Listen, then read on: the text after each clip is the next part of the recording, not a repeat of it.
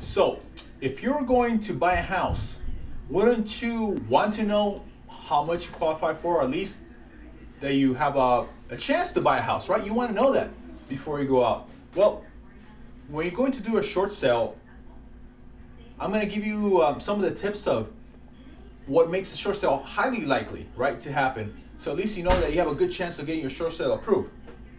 So, one of the very first things that need to happen to make sure you can qualify for a short sale, that you're going to be able to do it, is that as a seller, you need to have a legitimate hardship, as far as, and that can be proven. It just can't be, well, you know what, I bought my house when, it was the highest and now it's the lowest and I don't want it anymore. Well, I mean, nowadays actually banks are getting more aggressive, but you need to have a good hardship, and banks want to see that. Illness in the family, reduction in income, your payment went up. Those are legitimate type of hardships. Second one is that the property is in a marketable area and marketable condition. So just have to be able to sell that house, right? The third one is that if multiple loans exist, here's one thing. If there's multiple loans on the property, that it's going to make it easier if both loans are controlled by the same bank. For example, Countrywide or Bank of America, Wells Fargo, they have both loans on the house. Now, just because they're not on the same property doesn't mean that, the same bank have this both loan doesn't mean that they're not going to approve it, but it makes it more likely to be approved if it's controlled by the same bank.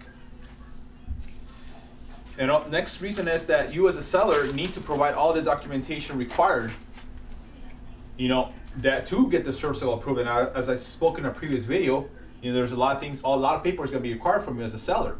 Hardship letters, pay stubs, bank statements, things like that. Also, that you need to have enough time to close your short sale, and usually it could take 4 to 5 months sometimes, and able to close a short sale. And a lot of times, the second loan, they will want at least 10% of it paid off. Now, there are some banks though that are being a little more aggressive. That take $3,000 to $5,000, and more banks are becoming more aggressive on a daily basis. And also, what makes it highly more likely for you to get an approval on a short sale is that you only have one loan on the property. So those are some of the tips that will make a short sale highly approvable from the bank. However, it doesn't mean, if you don't fit into this criteria, it does not mean that you don't qualify. And if you have any questions, feel free to contact me. My contact information right there on the page. And until next time, this is Paul Anthony Kelly from themortgagespin.com. Be bold, be brave, and we'll talk to you next time.